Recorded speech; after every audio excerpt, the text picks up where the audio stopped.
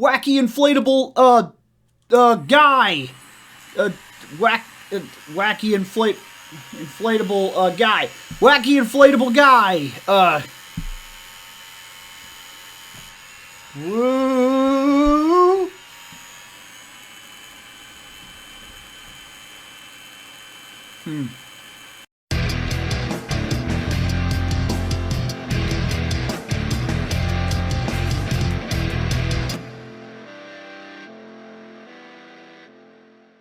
So, I thought the Christmas thing, I knew it wasn't over, don't misunderstand, but I didn't think I'd be getting, like, enough stuff to come in here and do a loot too. But man, last night I got a lot of little goofy things that one way or another, we're going to end up here at some point talking about them, so why not just get it out of the way? Okay, so Scott brought some stuff. Santa Scott. And then we had something dropped off, which was interesting, that came from Seth and Hannah. And then we have some Jeremy stuff. And so let's go ahead and talk about this stuff. Let's get it out of the way. Let's get it talked about so that we never have to worry about it again, or we worry about it for the rest of our lives and yada yada. First off, this guy.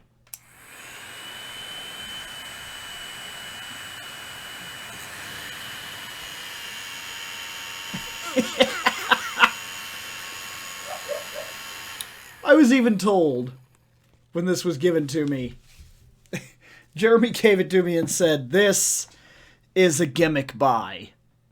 Such a gimmick buy that I bought two. So he got one and he took one home, and his does the same thing. It'll stand up.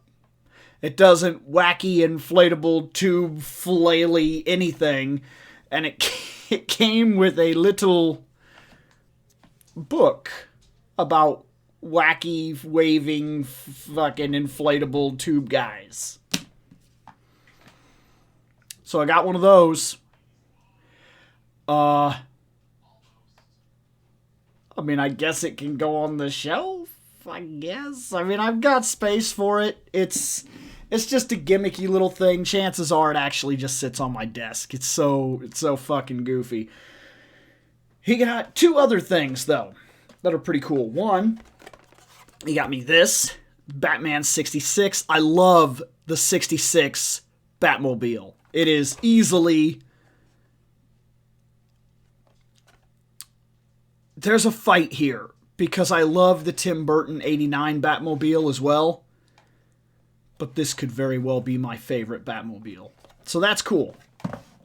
It'll go up there decently. There's another little Bat car that sits over, just like a Hot Wheels thing that my dad picked up randomly one year. And so maybe those two cars will go back there somewhere. Star Trek ship, of course.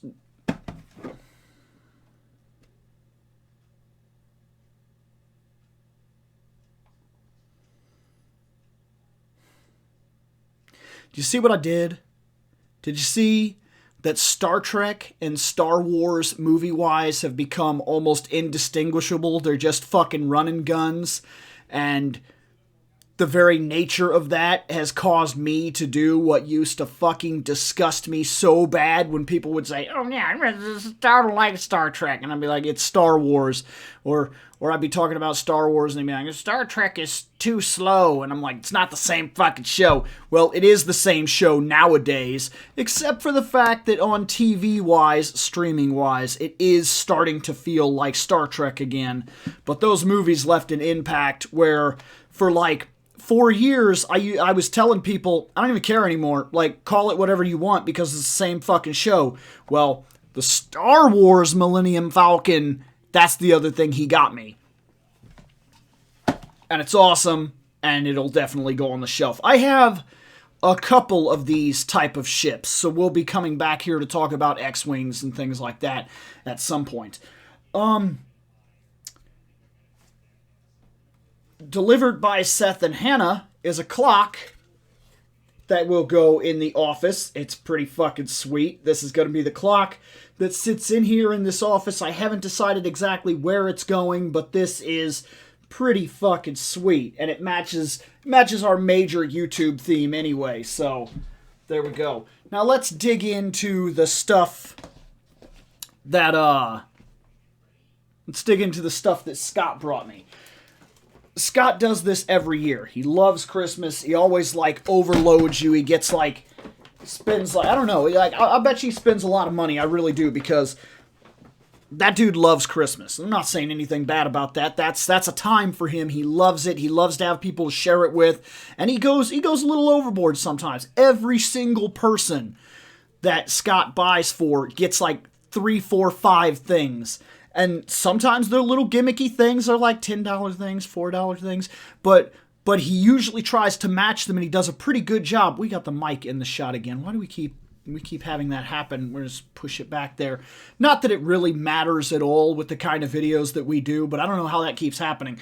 But yeah, anyways, that's Scott, and it's pretty cool. He sometimes even goes, this year he went way out of his way. I don't have a picture that I'm going to post here. At least I don't think so. Maybe I'll go to Facebook and post the picture. If I do, it's here. If it's not, it's not.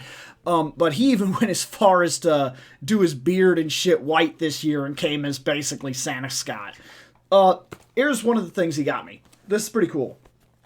This is a Star Trek mug, which...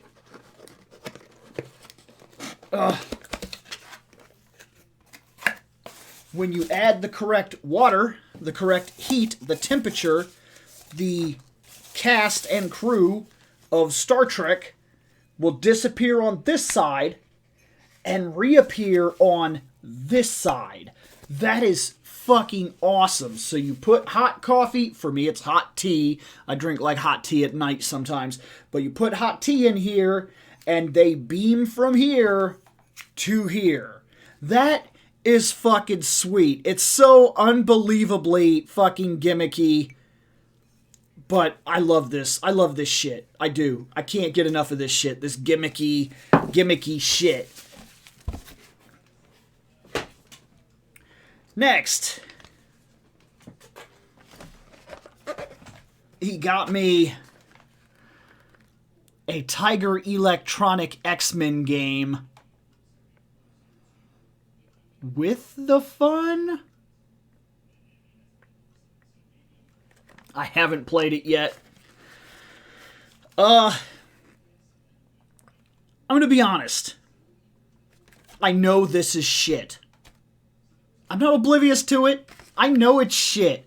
And it's not just because the angry video game nerd fucking reviewed this. I had hundreds of these. I still remember the first two I got. I got Mega Man 2 and Ninja Gaiden 2. Those were the two games, both of them twos, but those were the two games that I got, the very first ones of these that I ever picked up. And then it became just like a tradition for, I'd say, almost 4 years, off and on. Like, he was right. That review was right. We traded these things. Like, I'd play them, I'd get done with them, I'd trade them off. My buddy would come over, he'd have like the one that was on his wrist, the wristwatch, he had Star Fox. I remember he would play that, and then I got Double Dragon. I had Double Dragon, I had this game, I had a fucking Flintstones game, dumb. I think I had the Street Fighter, if I remember right. I had Mega Man 1 and Mega Man 2. I had Ninja Gaiden 2. I remember having one of the Castlevanias. Not gonna lie, don't remember exactly which one. I had one of the Castlevanias. It was just game after game after game of these that came out, and we just kept buying them. Like, there was something interesting about these, where they weren't good. They're not good games. These games are fucking awful. But we would play them. We would sit for hours and play these games and lose at them and play these games and lose at them. I had Batman Returns. I do remember I had Batman Returns. It was just driving, if I remember right, the one that I had. But yeah, we played the shit out of these. And then you'd get tired of him. And so you'd like trade him to your friend. You'd be like, here, you want Mega Man? And he'd be like, oh yeah, sweet, man. Here, you want this game? And he'd give you fucking 2 crude dudes or what the fuck ever. But I'm going to be honest with you. I'm interested. Nostalgia is a weird fucking thing, guys. It is a weird fucking thing, because it doesn't matter how bad the thing is, and we fucking know this is awful, and yet, I'm gonna play it. I'm such a fucking dunce. I'm gonna play it. I know I'm gonna go downstairs, or I might even sit up in here, and I'm gonna fucking play this dumb game. And then I'm gonna put it on the shelf back there. Maybe. It may actually go downstairs, and we'll talk about that when we do the year-end review, because we'll talk about the collection and where things are going and things like that. And it could go down on that gaming shelf. Okay. Last items he got me. He got me this. Here's the thing. We know, if we're martial arts movie fans, we know that is bullshit. Fists of Death, first off, okay? It says 2 DVD set collector's edition. It has Bruce Lee right here and Bruce Lee right here, and that makes no fucking sense at all, because they could have at the very least put Bruce Lee and Sonny Chiba. Even though Bruce Lee is not anywhere in this. He's not anywhere in this. It says starring Sonny Chiba, Bruce Lee, Dragon Lee, and more. That's a lie. That's a blatant motherfucking lie. I'm not shitting on this. I actually think this is cool. I'm going to watch this. Sonny Chiba is on the back, so that is pretty fucking sweet. Okay, guys, look. First thing. Disc 1, The Real Bruce Lee. Starring Bruce Lee. That's a fucking lie. He was dead. Bruce Lee, L.I., which is often referred to as Bruce Lee, Dragon Lee. Part 1 features scenes from the legendary Bruce Lee. It's essentially a stock footage thing. My guess is this is a documentary talking about Bruce Lee, his life, things like that. So I guess it roughly stars Bruce Lee. It's a load of bullshit. He's dead as shit. But if that's the kind of movie that it is, and then it talks about the exploitation, the impersonators that came out, Bruce exploitation, whatever you want to refer to it. I watched some of their movies, and I really think that the dude Bruce Lee, L.I., he could have done his own movies. He was good enough to have upheld his own movies, but he fell into the trap, basically, of the time of imitating Bruce Lee, and that was pretty much his career. And it's honestly kind of a shame, because I feel like he was one of these impersonators that could have done justice for himself. He could have had his own name in martial arts movies. But you make it how you make it. Now, the next one is Fists of Bruce Lee. It stars Bruce Lee. Yeah. Undercover Interpol agent Bruce Lee possesses an electronics security system expert. Poses as an electronics security system expert to take down a triad crime boss. Man, I can't talk for shit. I'm looking forward to watching these. But no, that doesn't have Bruce Lee in it. Next, image of Bruce Lee. Once again, Bruce Lee was dead by the time this was filmed. Bullshit. But then it says, starring Bruce Lee, again, of course, and it says, a special agent goes deep undercover to crack the ring of international forgers. Sure. But I have seen some of Bruce Lee's movies, and I do like Bruce Lee. I tend to think that he was one of the best impersonators, and I really feel like from watching him, he could have done his own shit. He's just one of those guys that fell into doing something. You gotta make it how you make it, I guess, and he made it. He made a decent little career for himself imitating Bruce Lee, but I really think he could have been his own thing. Disc 2 is where this thing really takes off. This is where it gets cool. This is Street Fighter, The Return of Street Fighter, and The Street Fighter's Last Revenge. These are all three the Street Fighter Sonny Chiba movies, and that is fucking sweet. This thing right here was worth it just for that. I don't have the Street Fighter movies anymore. I used to. I lost them. Now I got them again. That's going to be fucking sweet.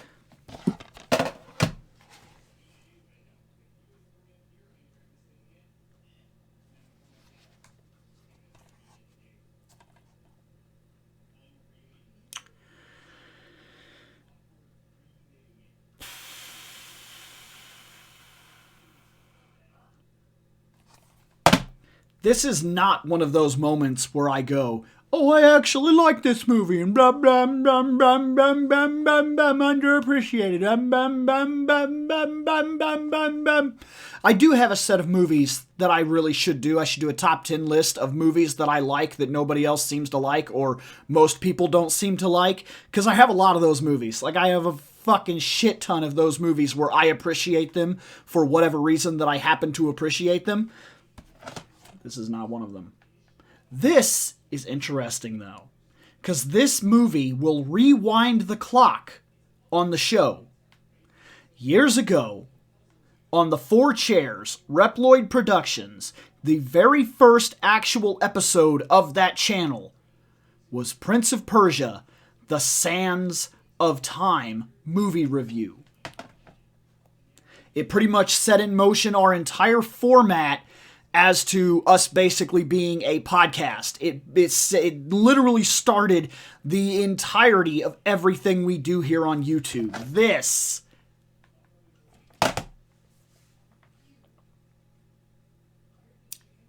And now that we have it, I did make a joke years ago that if anybody, like, if Nick bought this movie, I was going to fucking run it over with my car until the car ran out of gas, and then he would help me push it to the gas station to fill it up so I could run it over again on the way home. We're not going to do that. That's not a skit comedy we're going to do. It would be outrageous, and honestly, I don't want to push the fucking car. But this does present an interesting opportunity that we're going to move forward with. See, that was back when we started. And though Scott has become a staple of the show, he wasn't there at that time. That was way too early.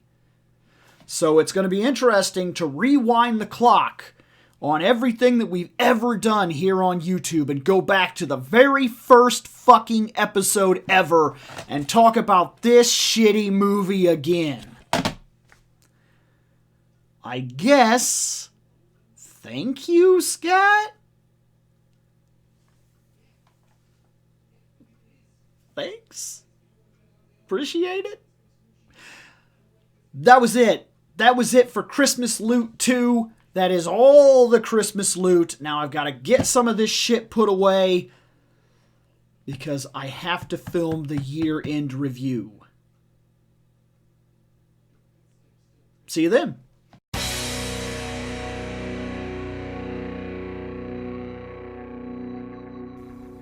I have spoken. Take what you will from it.